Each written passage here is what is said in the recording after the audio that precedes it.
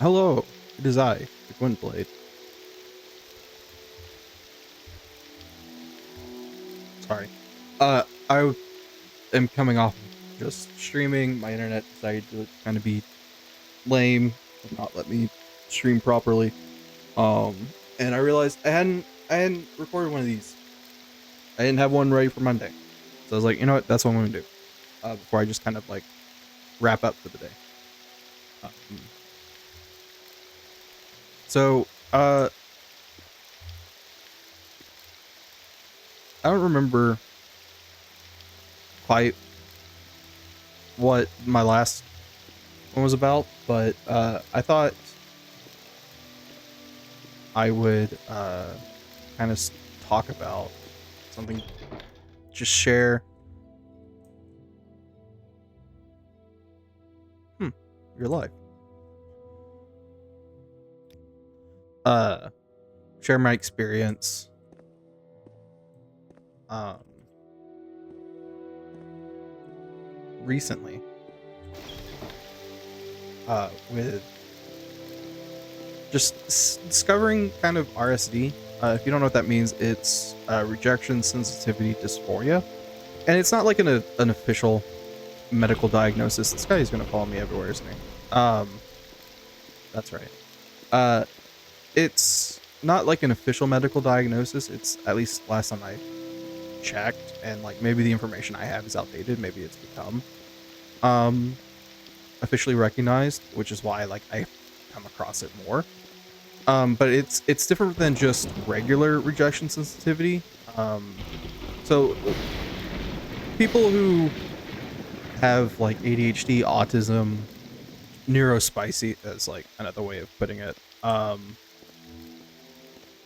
They often experience what's called rejections. Like they often have rejection sensitivity, where just it's not like just being told no, and like they're like, oh my god, right. It's the perceived, like the person perceiving it's like something as a rejection, whether it's like to themselves or something they did, or like they feel like they failed, as an example.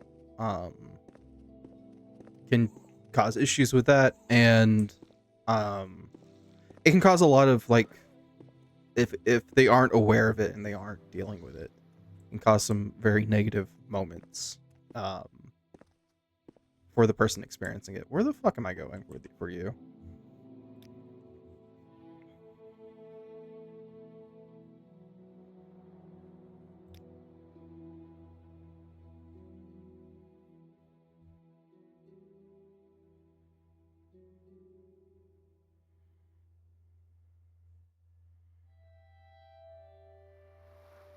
Me own father, Valmir, used it himself to slay the terror of Rothgar's quagmire. He did. Now granted, the terror turned out to be a newborn Nixhound eating the neighbor's marrow, but my father found him and slew him nevertheless. But where am I supposed to...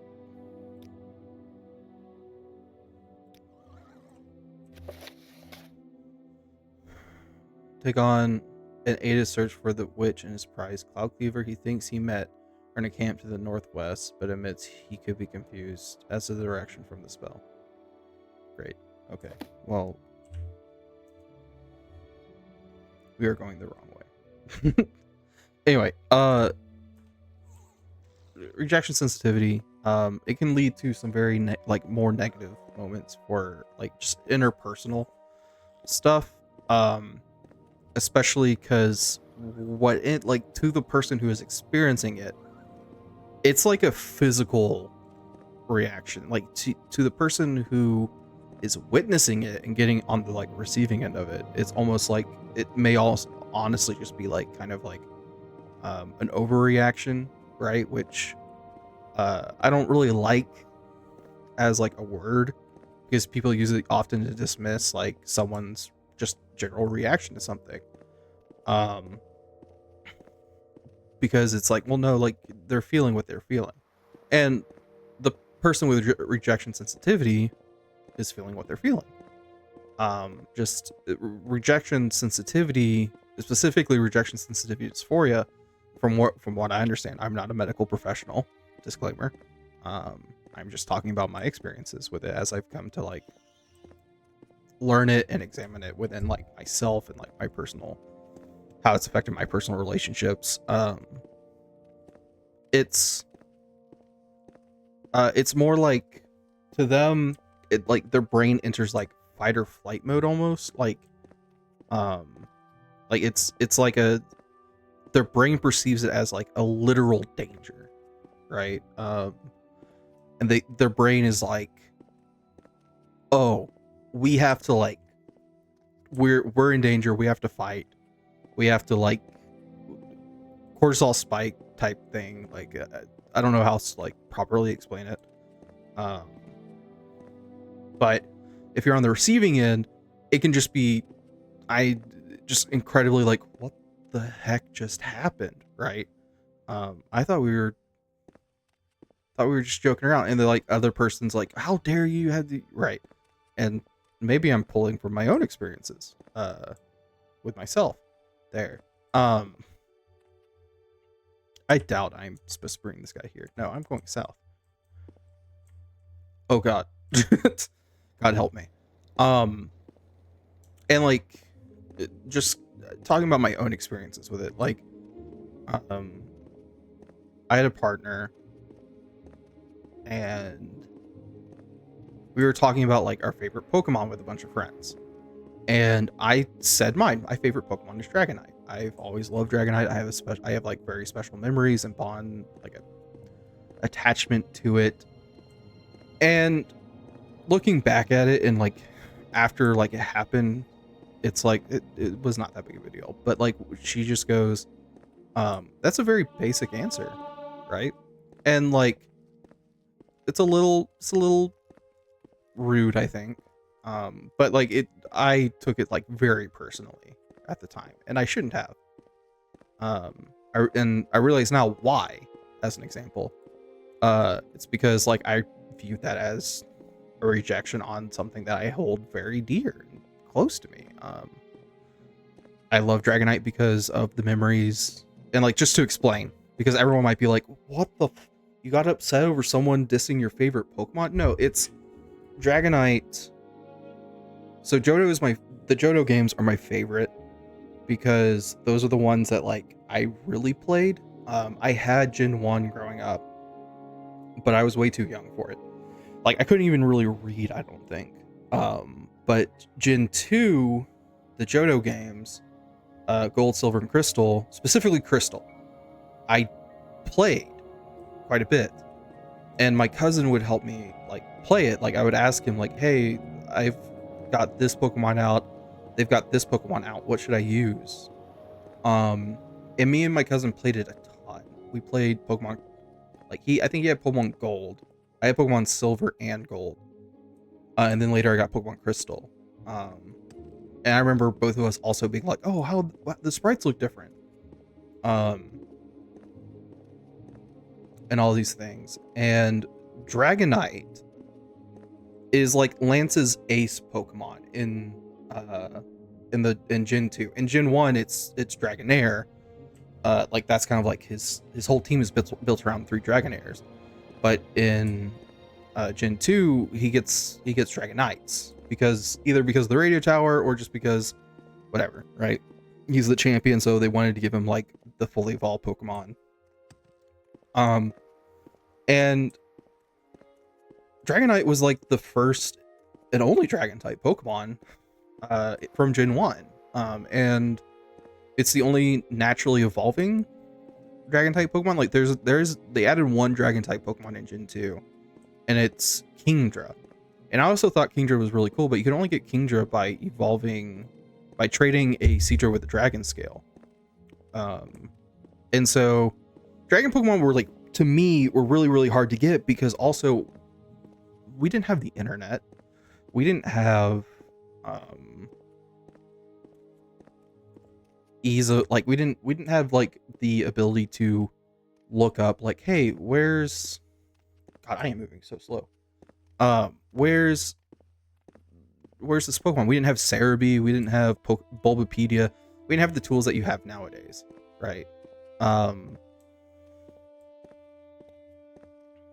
and so Dratini, I didn't know Dratini in Gen 1 specifically.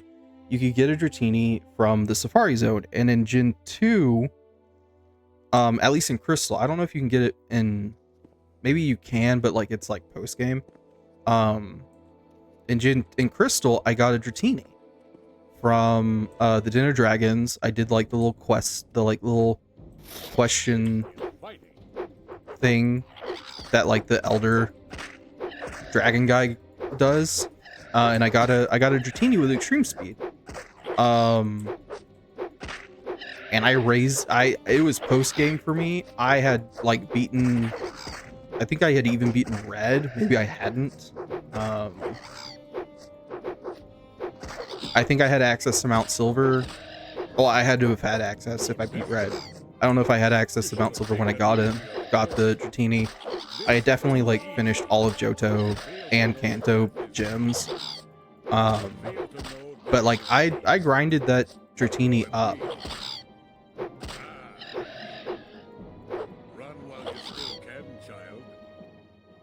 Let me just turn it down a bit. It feels like it's a bit loud. And it's a lot, like especially in post game where you don't have trainer battles really.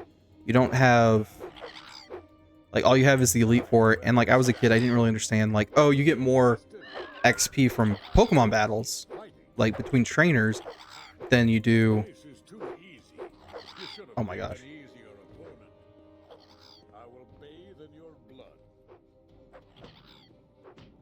My acrobatics is just so low.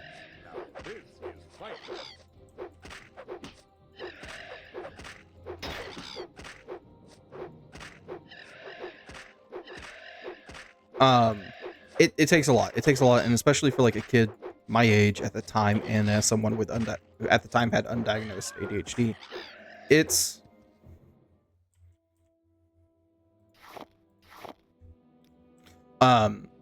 it was quite a monumental task for me, and I did it, and I evolved that Dragonite, and my cousin never got a Dratini. He never got a Dratini. He never got.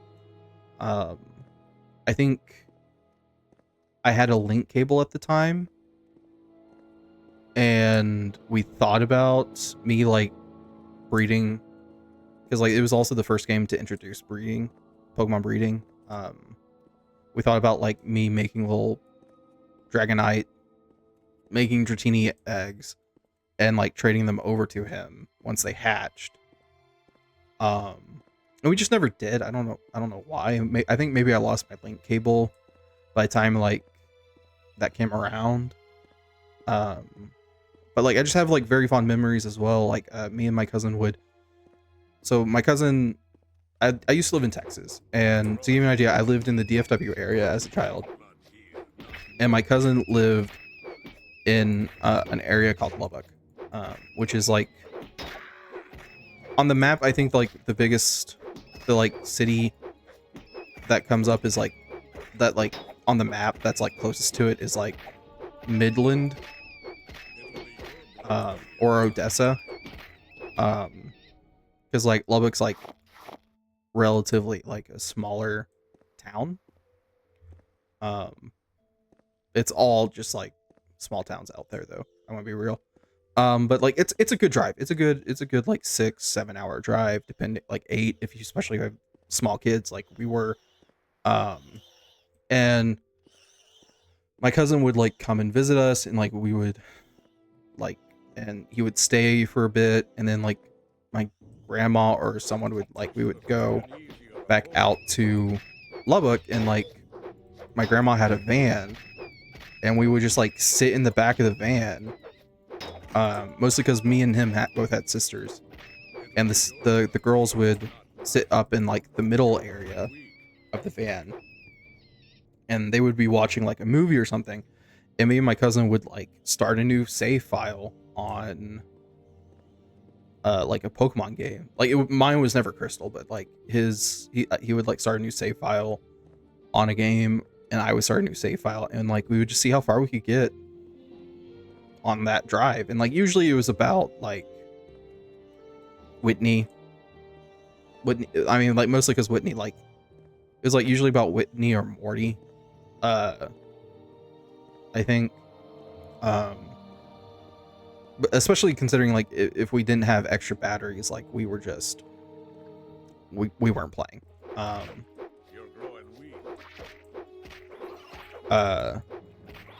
We weren't playing for very long because Pokemon, not Pokemon, the Game Boy batteries did not last long. Which makes sense. They're little handheld AA batteries. And so like I point is I had like a ton of attachment to Dragonite, and it's still one of my favorite Pokemon. Anyone who's come by my streams while I'm playing Champions, the only reason why I don't use Mega Dragonite is because like the teams I'm using are not like it doesn't fit well on a team. Like right now, the team I'm using in Pokemon Champions is a Sandstorm team, and Dragonite just doesn't mesh well onto that type of team because of like its ability and like the type of team it wants to be on and to be around and things like that. Sandstorm makes its ability almost useless, especially when you Mega Evolve it, because its Mega ability is multi-scale, and it leans itself more to like a special attacker, which granted, Sandstorm Tyranitar teams are very physically heavy, just because like most of the good sand Pokemon that like operate in Sandstorm are physically strong Pokemon like Garchomp, Excadrill, and the like. And so like I don't like it. I'm not using it in Pokemon Champions a ton, but it is still my favorite Pokemon, and I'm really happy that it got a Mega Evolution, and like starting in Scarlet and Violet, it started seeing like a resurgence in usage. I think it's like it used to be really good in singles, but like its biggest hindrance has been doubles. Like it has not had a great time in doubles, which is like the official VGC format, right? Like that's just like what the Pokemon Company decided to make their official tournaments around double battle. So like officially Dragonite's kind of been like a meh Pokemon up until Scarlet and Violet, where like Terra Normal, Extreme Speed, Dragonite with Inner Focus and Scale Shot, Loaded Dice, like those builds, because I think you could do both in different ways during Scarlet and Violet. I didn't play a ton of Scarlet and Violet competitively. I didn't do the latter a ton, but I did pay attention to how it was going. But anyway, I am so sidetracked. I'm sorry. The point of this was that like my partner was like, oh well, that's a really basic Pokemon, and I got really upset, and in the time I felt really hurt, right? And I tried to like explain it to her, and like she admittedly is autistic, and so like it was a little bit of a challenge. But like after I've learned of RSD, I went, oh, that makes so much more sense, right? And it's not just like someone dismissing or someone rejecting or saying like, oh well, I don't really get this, and like us being like, oh god. An example that's not really rejection or anything like that like does affect RSD is competitive games. Speaking of Pokemon Champions, so today, as a reference, I normally stream Pokemon Champions during the weekend, but or like some kind of chill, like not chill, but like some kind of game that like I can kind of be competitive and know. And I have been making Magic videos around Magic Gathering. I kind of stopped because like as I was trying to like get into the videos, or trying to like as I was getting into like making the videos, and I really did enjoy them. I realized like, oh, the release schedule of Magic is kind of cursed for like someone to start out on this, right? And like keep up. So I was like, I'm gonna back away from this. I considered making like Pokemon videos, like team videos or something like that. I'm still working on it. I'm still figuring it out. But anyway, losing a game of Pokemon Champions triggers my RSD quite hard. And it's like just in my brain, it's like, oh god, you suck, you're terrible, you're fucking trash, and it's like a physical feeling. Like I feel it like in my arms, like up here. I don't know, like I think it's different for everyone. But like it just in my arms, it feels like there's like ants in them, and I feel like I have to like my brain is like, okay, we're fighting or flighting. Because like I've definitely learned what that feels like. And like yesterday I was playing, and after so many matches, I was like, all right, I gotta take like a mental health day. I'm not having a good time. This is really getting overwhelming for me. I'm really overwhelmed. It's affecting my play. Like I didn't even consider like the last match I played, I lost to like a quick draw slow bro build. I am like trying to find like this town. This guy like wants me to. I should not have accepted this quest. Can I like tell him to fuck off?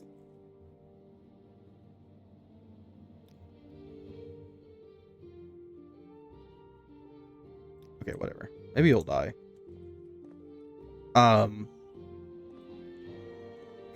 That's horrible to say. I lost to like a Galarian slow bro with quick draw, and it like took out my Sneasler, and like in that moment I just felt it. I was like, I should have thought of that, and I didn't, because I'm so upset with myself and just upset in general that like it's affecting everything regarding like me playing this game. And so I was like, I'm gonna just do some self-care, figure myself out, get myself sorted. And like this morning I woke up before stream and I just felt crummy, right? I just felt absolutely crummy. And so I was like, you know what, mental health day, we're gonna play Subnautica 2 and we're just gonna chill out. And it helped also. I made myself some peppermint tea, which highly recommend to people, especially if you're like not wanting to partake in the devil's lettuce. I don't fucking know a family friendly way of saying weed. Um, but it helps calm me the fuck down. And helps me like just chill the fuck out, because I woke up and I was still hearing and feeling the like same RSD shit, right? And so it does last. It's not like just like in that moment. It can last. And again, everyone's different. Everyone experiences things differently. Everyone's like symptoms and own interactions with those symptoms vary from person to person. So I'm not at all trying to say like, oh, this is exactly how it is for everyone. That's not at all what I'm trying to say. And I hope that is not how it comes across. But just personally, me speaking, it's just like learning about RSD has made me go, oh, these things I was like, that happened, that like I'm not super proud of, and I didn't understand why I felt that way, and I thought were just like anger issues or impulsivity issues or things like that, and like maybe to a degree they were, but really the root cause, like it was like more seeing like the leaves of a tree and not seeing the roots, right? Like not seeing the like actual root of the problem, which was as it turns out, I believe RSD. Um, and it's I have no tips or anything at this moment for helping people deal with it. I'm just sharing my own experiences with it and sharing my own interactions and moments that like I've looked back on after I've learned of it and gone, "Oh yeah, that was probably RSD flaring up." Okay. Um as more just to like kind of help people learn and discover about themselves. I'm not trying to like declare myself a medical professional of any kind here. Um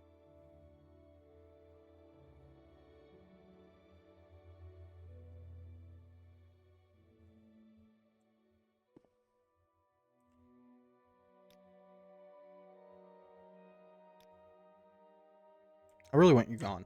Um I'm not like trying to be like a medical professional or say that I am, but I just think that like sharing our experiences, sharing our stories, and sharing the things that we discover and learn about ourselves is just very helpful for other people because like it's I've only been diagnosed with ADHD like officially for like 3 years. Um, and in that time, I've had to learn and unlearn a lot of things that I've come to understand were just ADHD things, and that the tips and tricks. All right, I'm listening.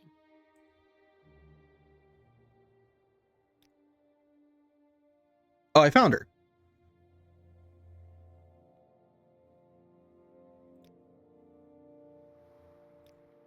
Cool. I will bathe in your blood. Oh, this guy, as far as I'm aware, this guy like was like sexually harassing her. Like I think that's like the actual story. If this is the quest, I think it is. I also just don't typically care, or don't particularly care. Hey, lady, do you want to help? Do you want to do you want to help me? How does it feel to know death is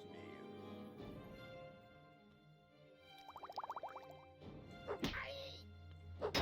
I thought I just drank. Oh.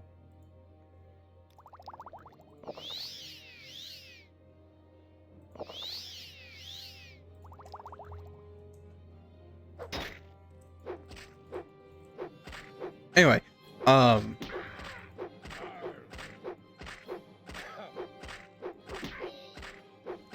the let me finish this up before I finish this fight. There's sharing human experiences is very good for the human race, right? In my opinion, in my personal opinion, like sharing stories, sharing narratives, sharing personal experiences, sharing personal discovery journeys and things like that. Because I've only been diagnosed with ADHD for a couple of years, but like maybe someone who's much younger than me, right? As an example regarding me personally and like what I'm doing here. Um, maybe someone much younger than me or someone comes across this video and they're like, oh, I think this person I know has this, and they share it, like they share like what they've learned with them, then like hopefully the person who's younger than me can go further than I can, right? Or I will be able to, right? Um, but also like the human experience is like planting a tree that we will never like experience the shade of, right? Like it's like that idiom, and that's all I'm trying to do here. It's just be like, yo, this is something that like I've experienced, and this is how I've dealt with it, or this is like how I've learned about it. And like looking back, like I've realized how much it's affected things and how much I've let it affect things. And yeah, here's what it is, and here's it's not a like absolutely go talk to a medical professional, right? Don't be like, oh well, this guy on the internet diagnosed me. I did not. I am not diagnosing you.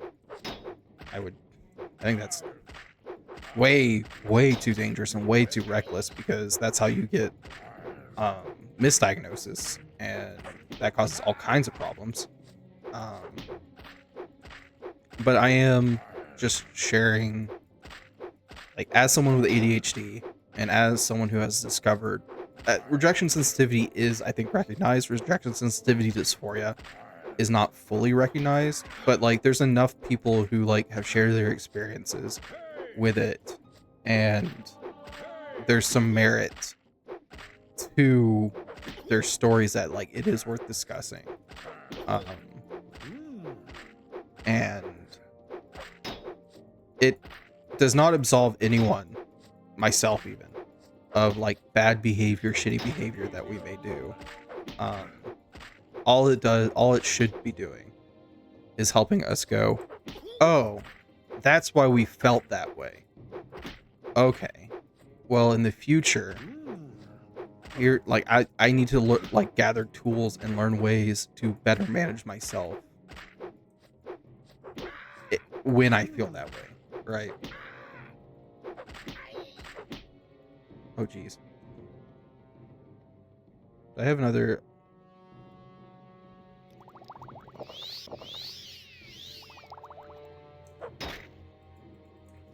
um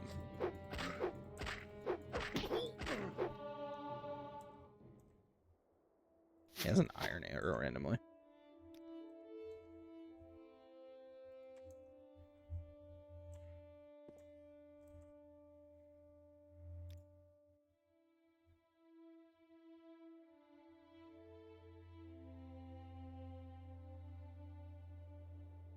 I think that Hadad would have killed me had you not intervened. Here, take these potions as my gift and seek, if you ever require my services in the future. Yeah, so she's just a healer.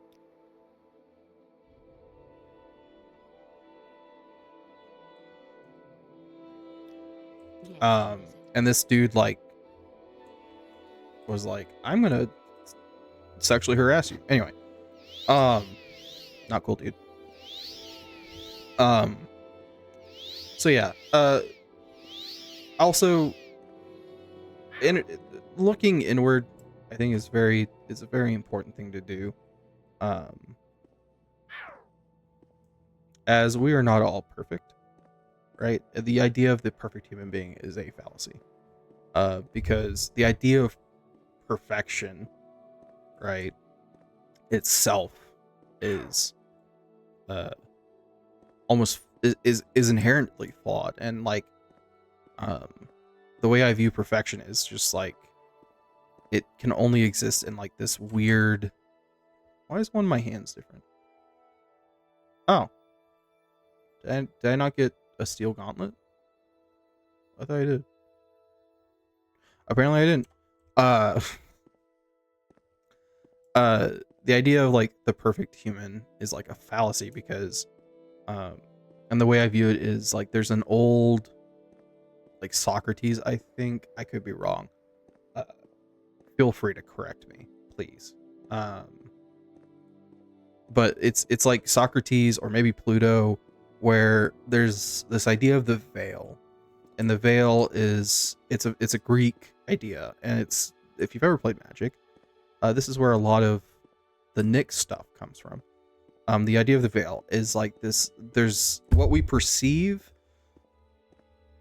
is on one end of the veil, and then what's on the other end of the veil is like what's really there, almost, or like this other ethereal world.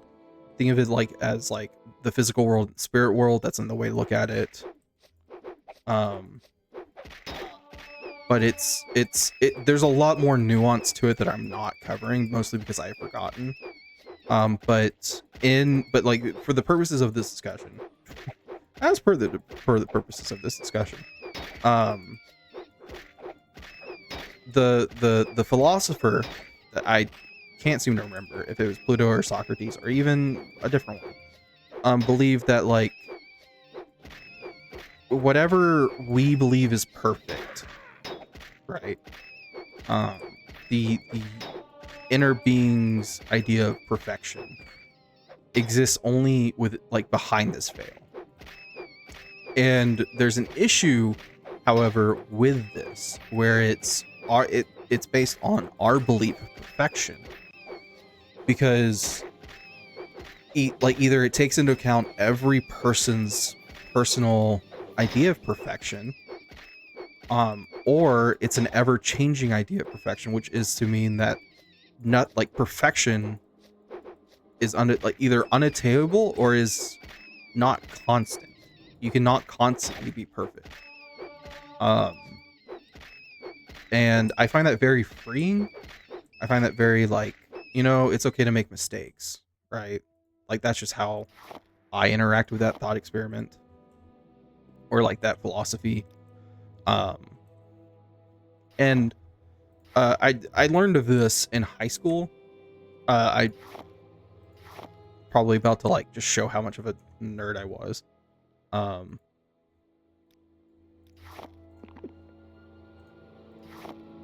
Rat meat has no effect on you. Cool. But can I move? Cool, I can. I need to go to Caldera and like sell stuff apparently. The point is that like if you are like, I am perfect, I am the peak of myself, there is no higher level of which I can obtain, you are fooling yourself. The idea of perfection, as I just explained, is either ever constantly shifting thing, or for it to be constant, you have to take into every single person's perceived notion of perfection, which is an impossible thing to do, because you cannot as an example, you cannot be socially healthy and you cannot be a people pleaser, right? Like that is not, you need boundaries. You need the ability to say, no, I don't like that. Or, hey, this is what's affecting me. And to someone out there, someone who's a people pleaser would be perfect to them, right? That would be the perfect person to them. Someone who's probably a narcissist person believes that, but that's what they believe. And so we would have to take that into account, because there's nothing that says we shouldn't. And so to some level, we have to accept that we are not perfect. And so we have to look inward and try and figure our shit out and go I didn't like how I handled this, or I didn't like how this ended up. How could I have handled that better? Or how could I have done that better?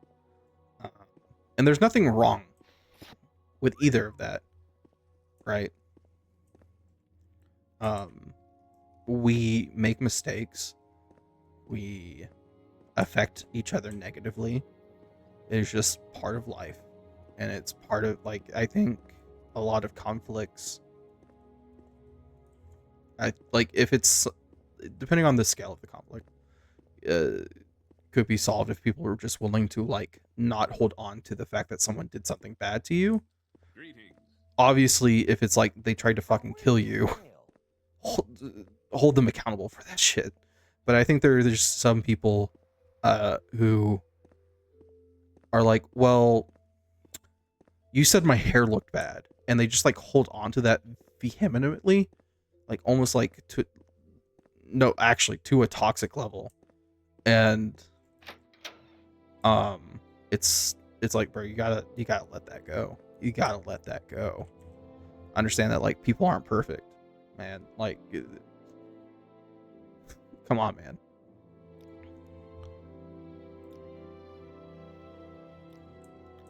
I'm gonna sleep so that way the shops are open tomorrow.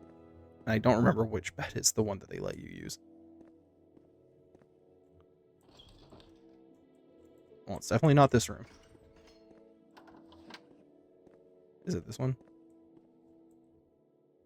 Hey, it's 5 a.m. Rest for like 5 hours.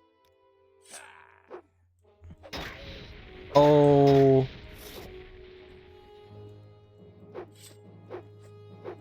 Oh.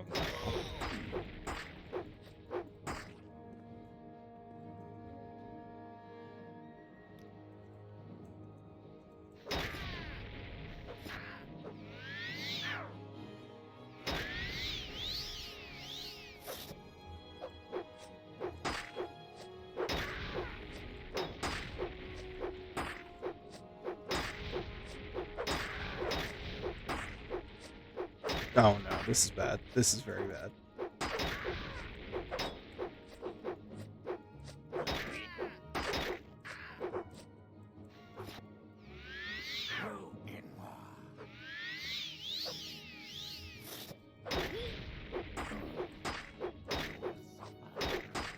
Oh god.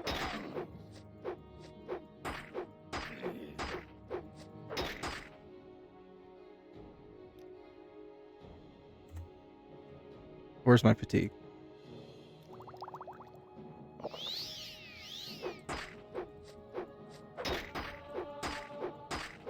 Wow, my heavy armor went up. If only I had tried to sleep and meditate on what I've learned. I sound so upset. But like, this shouldn't be happening.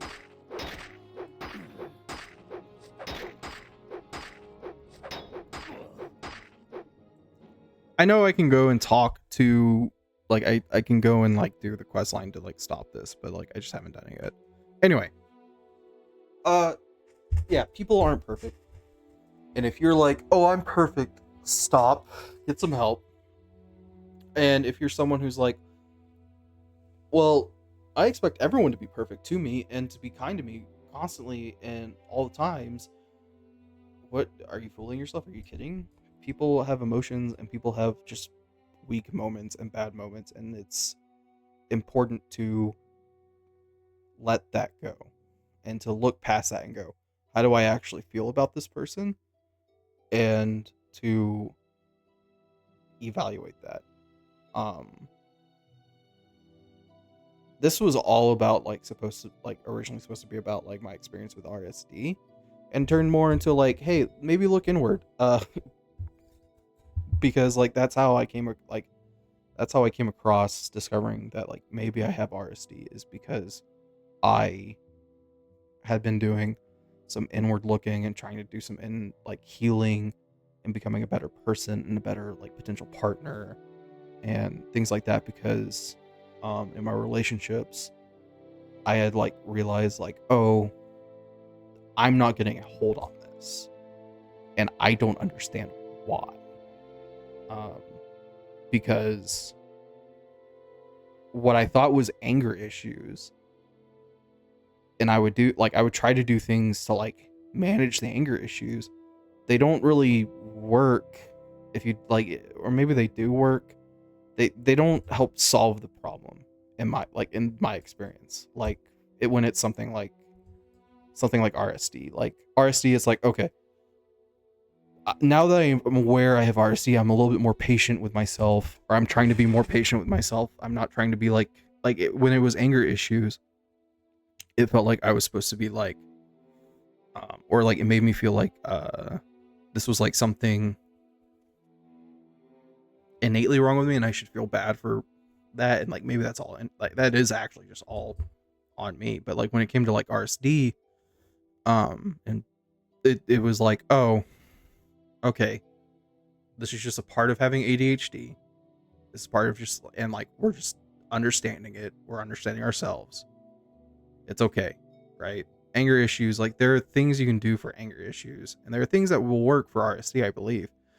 But like, to me personally, better understanding myself helps me so much when trying to understand the wound I'm trying to heal, if that makes sense. And I think that makes, like, I think that analogy works because, like, when you're trying to heal a wound, um, the doctor will often have to look at, like, what caused the wound. And then there's, like, so many different ways that they can try to heal, like, treat and heal the wound, right? And so, like, if you're just like, oh, well, this is just anger issues, that doesn't really help me personally heal, because that does, like, and, like, if it's not really working properly, it doesn't feel like I'm actually healing. Whereas, like, once I figured out it was RSD, I felt like I started actually to heal and to, like, process things, and just, I was a little bit kinder to myself, um, as I just stare at this dead body, which is very funny. Yeah, I need to go sell stuff, so I'm gonna, like, let that person, like, kind of rot there. I swear to God, if it happens right after the other. Are you? No way.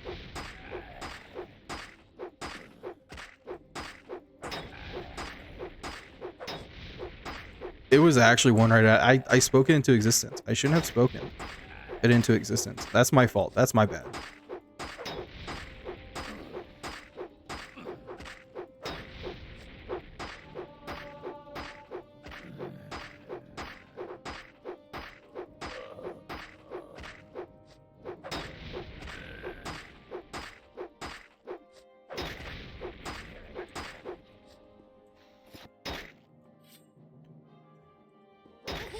Yeah.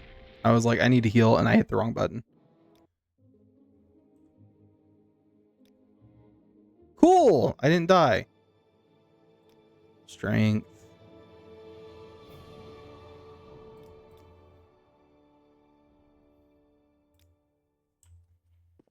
Someday I'll be able to move at a, like, decent pace.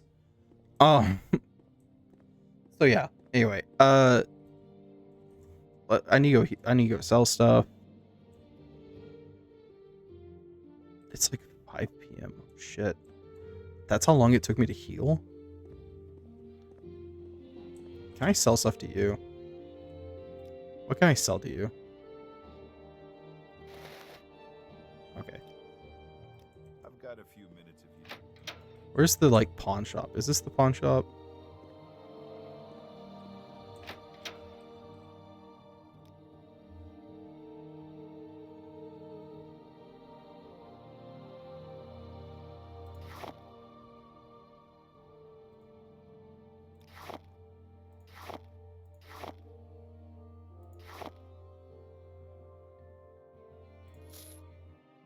Oh, that's part of the issue.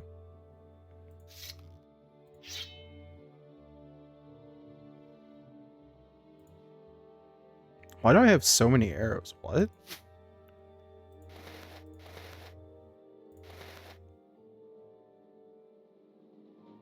That's crazy, actually. That is actually crazy.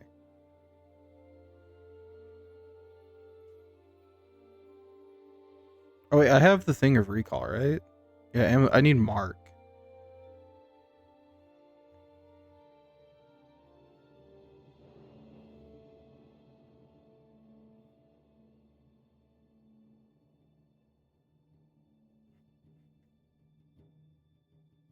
Okay. Offer. Cool. Goodbye. I suppose I. Anyway, we got entirely sidetracked. Sorry about that. But, like, just be willing to change. There's nothing wrong with changing and listening to, like, how you affect other people. In fact, most people, myself included, would argue that that's a very healthy thing to do, and that it's kind of shocking that most people aren't willing to do that. Need something? I'm not saying that everyone is constantly right? There are some people who will try to use that, like, to manipulate you or to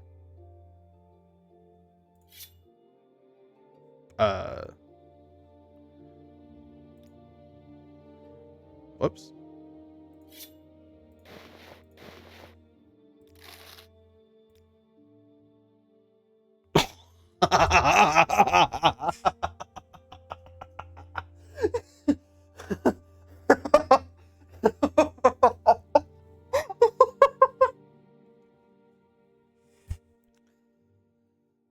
I didn't realize he was going to put it on. That's so funny. That is actually really funny.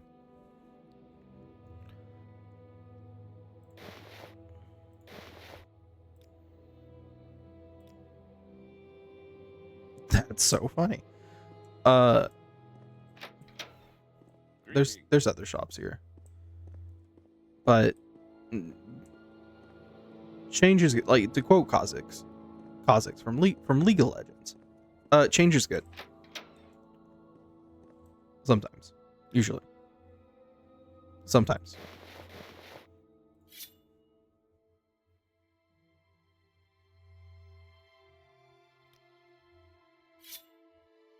Oh my god. Like, really? Did he just put it on to... Oh my gosh. He did just put it on. That's funny. This game, man. This game. It's a game. It's a game. Anyway, I've been recording for an hour. This is probably a very distracted mess. But I really hope anyone listening, anyone watching, has learned and has found the capacity to grow and has found the capacity to better understand themselves and people. And you know, if you have ADHD and you're like, why do I get so upset at rejection, or things that like feel like failure, or things that make me feel like a failure, or things that I perceive as that? It's RSD. It's RSD. Please do your own research on it. I definitely did not talk about it perfectly enough, and mostly as I'm still trying to myself to understand it. But yeah. Thank you for watching. Bye-bye.